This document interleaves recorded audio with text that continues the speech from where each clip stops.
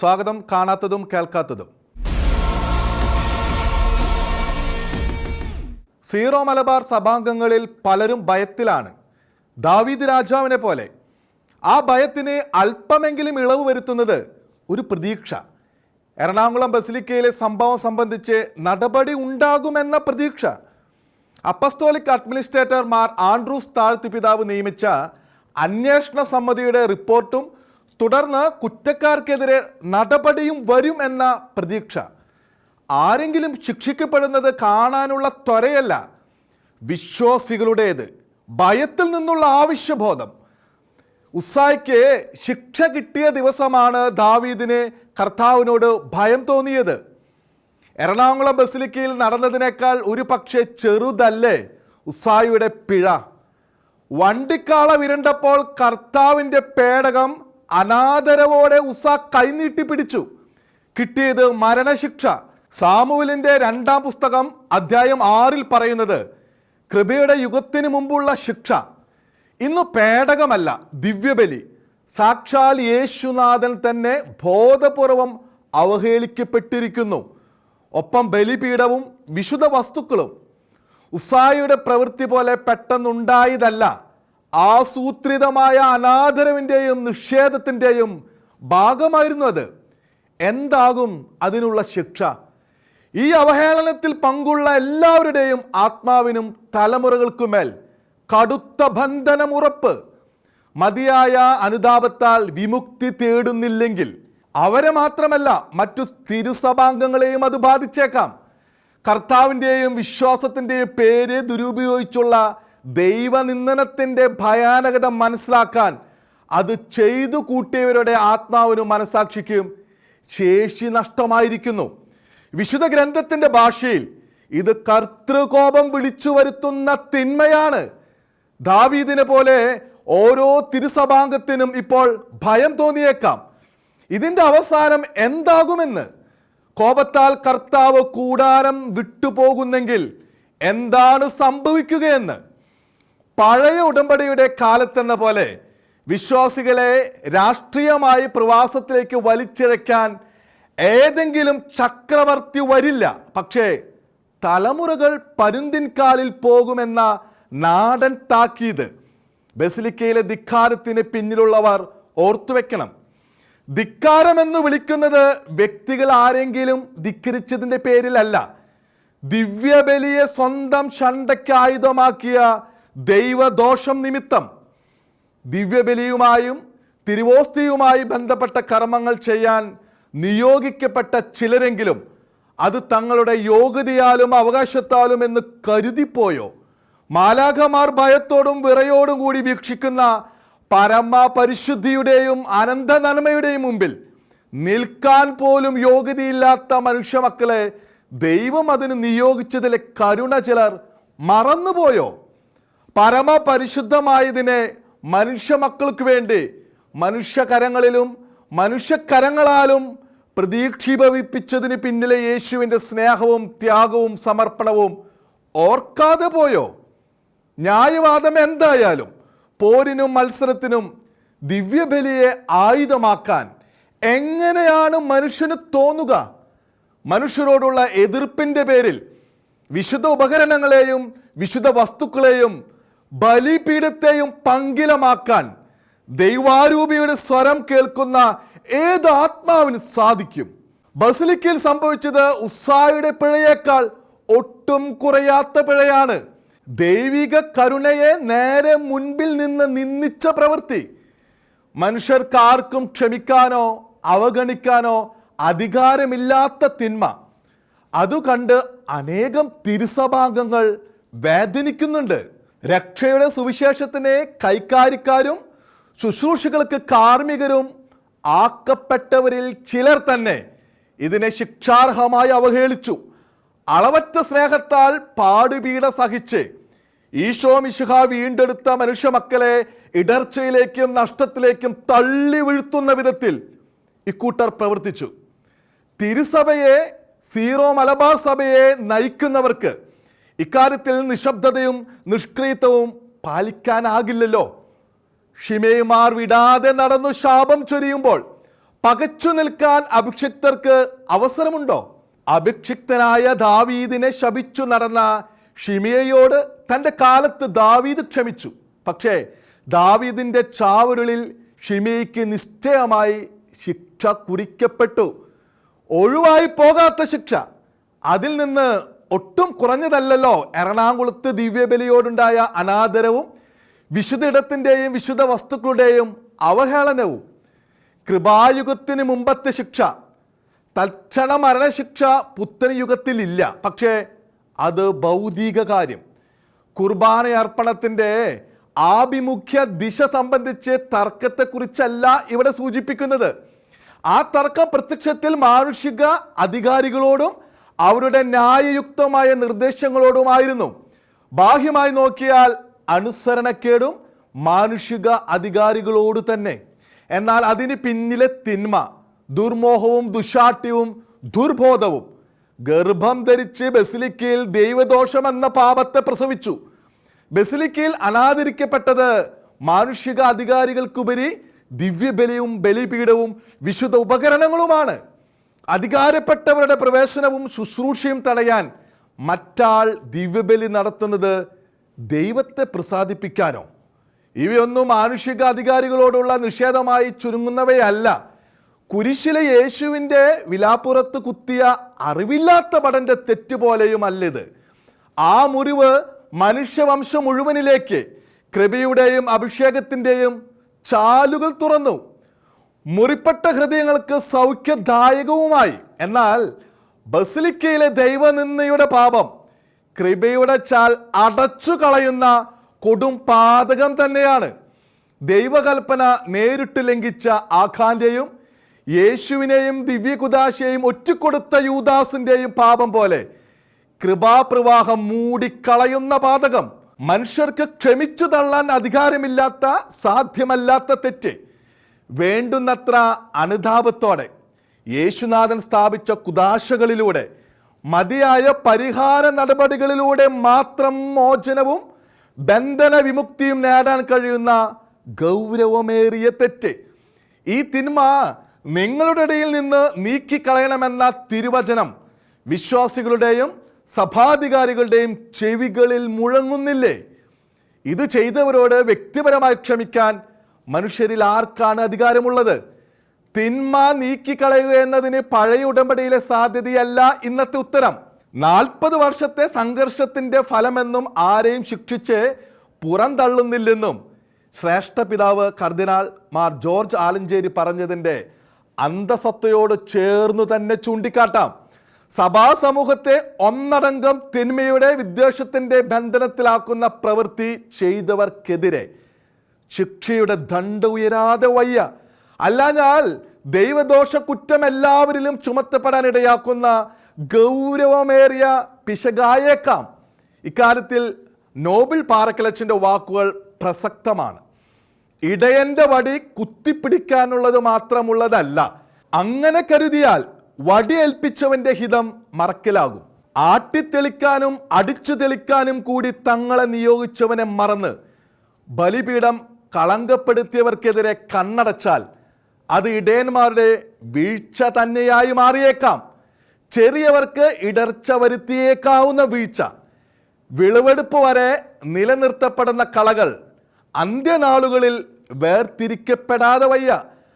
അവയോട് കാരുണ്യം കാട്ടാൻ യേശുനാഥൻ പറയുന്നില്ല. എല്ലാ ഭിന്നതകളും ഒഴിവാക്കാവുന്നതാണെന്ന സെക്കുലർ ചിന്തയും എല്ലാവരുടെയും പ്രീതി നേടുക എന്നതാണ് സ്വീകാര്യമായ രീതി എന്ന ധാരണയും വഴിതെറ്റിക്കുന്നവയാണ്. മാറ്റിക്കളയേണ്ടവയെ തിരിച്ചറിയാനുള്ള പരീക്ഷണങ്ങൾ വേദനാജനകമായി തോന്നും. എങ്കിലും ദൈവകൽപിതമായ പാറ്റൽ ഒഴിവാക്കാൻ ആർക്കു സാധിക്കും? തിരുത്തേണ്ടവർക്ക് തെറ്റുബോധ്യപ്പെടാൻ വേണ്ടിയായാലും അത് സംഭവിച്ചേ മതിയാകൂ. തമ്മിലടിക്കുന്ന കുടുംബം എങ്ങനെ നിലനിൽക്കും? ശത്രുക്കൾക്കും കടന്നുകയറ്റക്കാർക്കും അവിടെ ജോലി എളുപ്പം. ബോധ്യം വരാത്തവർക്കുള്ള താക്കീതാണ് കാസർഗോഡ് മൂളിയാറിൽ മതവിശ്വാസ പോലീസ് ചമഞ്ഞ മുസ്തഫയുടെ അതിക്രമം. മൂളിയാർ കമ്മ്യൂണിറ്റി ഹെൽത്ത് സെൻ്ററിലെ ചില ജീവനക്കാർ ഒരുക്കിയ ക്രിസ്തുമസ് പുൽക്കൂട്ടിൽ നിന്ന് ഉണ്ണിയേശുവിൻ്റെയും മറ്റും രൂപം മുസ്തഫ എന്നൊരാൾ പെറുക്കിക്കൊണ്ടുപോയത് സീസണിലെ ഒറ്റപ്പെട്ട സംഭവം. പക്ഷേ ആ ചെറുപ്പക്കാരനെ ഉണ്ണിയേശുവിൻ്റെ സമാധാനം അപഹരിച്ചു കളയാൻ കഴിഞ്ഞില്ല. അതുകൊണ്ടാണല്ലോ അതിൻ്റെ പേരിൽ അവിടെയൊരു നേരിയ സംഘർഷം പോലും ഉണ്ടാകാതെ പോയത്. പുൽക്കൂട് തയ്യാറാക്കിയവരോ സഹായിച്ചവരോ ആരും അസമാധാനത്തിൻ്റെയോ അക്രമത്തിൻ്റെയോ ലക്ഷണം കാട്ടിയില്ല. പക്ഷേ ഇതുകൊണ്ട് മുസ്തഫയുടെ നടപടിയെ സംബന്ധിച്ച എല്ലാ വിചാരവും അവസാനിക്കുന്നില്ല, അവസാനിപ്പിക്കാനാകില്ല. ആദ്യത്തെ ജാഗ്രതപ്പെടുത്തൽ തിരുസഭയ്ക്കുള്ളിൽ തർക്കവും കലഹവും സൃഷ്ടിക്കുന്നവർക്കാണ്. സീറോ മലബാർ സഭയിൽ ഇപ്പോഴും അവസാനിച്ചിട്ടില്ലാത്ത ദിവ്യബലി തർക്കം നിമിത്തം സഭാ നേതൃത്വത്തെ ഒന്നടങ്കം മാർപ്പാപ്പയെ തന്നെ ധിക്കരിക്കുന്നവർ സഭയിലുണ്ടെന്ന് ലോകം കണ്ടു. വിശ്വാസികളെന്ന് സ്വയം വിളിക്കുന്നവരുടെ ദുഷിച്ച പ്രവണതകളും അവരെ ചെറുക്കുന്നവരും വിദ്വേഷത്തിൻ്റെ പൊതുവഴിയെ നയിക്കപ്പെടുന്നു. ഈ കാഴ്ച മാരകമാണ്. തർക്കവും കലഹവും ഉണ്ടാക്കിയവർ സഭാ നേതൃത്വത്തിനെതിരെ ചൊരിഞ്ഞ ദുഷിച്ച വർത്തമാനങ്ങളും വാക്കുകളും ക്രൈസ്തവികതയുടെ ഏത് അന്തസ്സത്തെയാണ് പ്രകാശിപ്പിച്ചത്? അവർ അവതരിപ്പിച്ച കള്ളങ്ങളും ആ കള്ളങ്ങൾ പറയാൻ മടിക്കാത്ത മനസാക്ഷിയും എങ്ങനെയാണ് ക്രൈസ്തവികമാകുന്നത്? അവരെ നേരിടാൻ മറുപക്ഷത്തെ ചിലരെങ്കിലും അവലംബിച്ച രീതികളെയും എങ്ങനെയാണ് സഭാത്മകമെന്ന് പറയാനാകുക? വിദ്വേഷമെന്നും എവിടെയും സാത്താൻ്റെ മാത്രം ആയുധമാണ്. വിദ്വേഷവും മ്ലേച്ഛതയും സ്മരിക്കുന്ന കമൻറ്റുകളാൽ പരസ്പരം ആക്രമിക്കുന്നവർ വിശ്വാസികളുടെ നിരയിലുള്ളവരാണെന്നത് ഒരു പക്ഷത്തിനും ആശ്വാസമോ അഭിമാനമോ അല്ല. ജയമെന്ന ഏക ലക്ഷ്യത്തിനു വേണ്ടി എന്തും പറയുമെന്നും ചെയ്യുമെന്നും വിമതപക്ഷത്തെ അനുകൂലിക്കുന്ന ചിലർ തെളിയിച്ചു.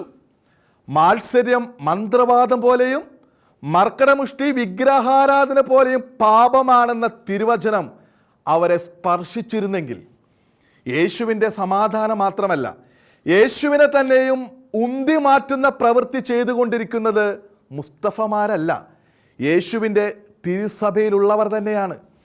മുസ്തഫയുടെ പ്രവൃത്തി ക്രൈസ്തവരിൽ വിശ്വാസബോധം എരിയിച്ചതല്ലാതെ വിശ്വാസം ചോർത്താൻ ഇടവരുത്തിയില്ല.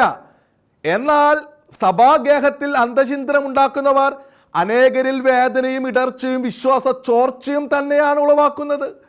വൈദികർക്കും ശുശ്രൂഷകർക്കും അപ്പുറം വിശ്വാസത്തെ കാണാൻ പരിശീലിച്ചിട്ടില്ലാത്ത നിരവധി ലളിത മനസ്കരുണ്ട്.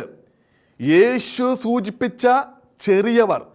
അവർക്ക് സഭയ്ക്കുള്ളിലെ തർക്കവും അതിൻ്റെ പേരിൽ പക്ഷാന്തരക്കാർ നടത്തുന്ന ഏറ്റുമുട്ടലുകളും അതിനുപയോഗിക്കുന്ന ശൈലികളും വേദന മാത്രമല്ല, ഇടർച്ചയും സൃഷ്ടിക്കുന്നു.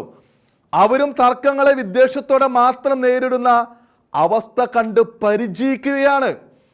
സഭയിലുള്ളവർ തന്നെ ഇത് ചെയ്യുമ്പോൾ പുറത്തുള്ള ശത്രുക്കൾ എന്തിനു മടിച്ചു നിൽക്കും? മുസ്തഫമാർ എന്തിനു അറച്ചു നിൽക്കും? പക്ഷെ ഇതുകൊണ്ടൊന്നും മുസ്തഫയുടെ പ്രവൃത്തി ചെറുതായി കാണാൻ കഴിയില്ല. അയാൾ മനോരോഗിയാണെന്ന് പറഞ്ഞ് നീതീകരിച്ചവരോട് ഒന്ന് പറയാം. മുസ്തഫയ്ക്ക് മനോരോഗമുണ്ടെങ്കിൽ അതെന്താണെന്ന് കൃത്യമായി അയാളുടെ വാക്കുകളിൽ തെളിഞ്ഞിട്ടുണ്ട്. തൻ്റെ പേരും വിലാസവും ഫോൺ നമ്പറും വ്യക്തമായി നൽകിയിട്ട് മതപോലീസിൻ്റെ മട്ടിലുള്ള ധാർഷ്ട്യം നടത്തി മടങ്ങാൻ മാത്രം ചങ്കൂറ്റം അയാൾ കാട്ടി.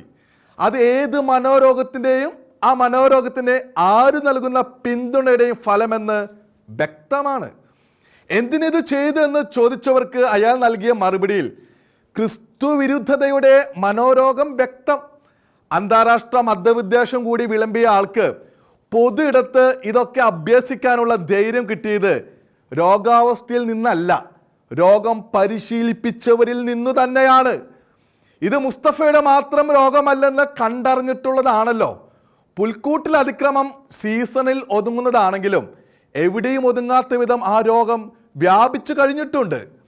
പൊതു ഇടത്ത് പുൽക്കൂടൊന്നും വേണ്ടെന്നും താൻ ടാക്സ് അടയ്ക്കുന്ന പൗരനാണെന്നും ഇത് ചെയ്യാൻ തനിക്ക് അവകാശമുണ്ടെന്ന ധ്വനിയോടെ പറഞ്ഞ മുസ്തഫയ്ക്കുള്ള മറുപടി ടാക്സ് അടച്ചെങ്കിൽ രസീത് വാങ്ങി വീട്ടിൽ ഇരുന്നോണമെന്ന പഴയ പോലീസ് ഡയലോഗ് അല്ലാതെ മറ്റെന്താണ്? ടാക്സ് അടയ്ക്കുന്നവരെല്ലാം പോലീസ് വേലക്കിറങ്ങിയാൽ എന്താകും? മുസ്തഫ ചെയ്തത് ടാക്സ് അടച്ച പൗരൻ്റെ അതിക്രിയ അല്ല. തൻ്റെ മതവിശ്വാസത്തിന് സ്വീകാര്യമല്ലാത്തത് ആരും ചെയ്തുകൂടാ എന്നും പൊതുസ്ഥലത്ത് തൻ്റെ മതത്തിൻ്റെ പോലീസായി താൻ പ്രവർത്തിക്കുമെന്നുള്ള പ്രഖ്യാപനവും പ്രകടനവുമാണ്.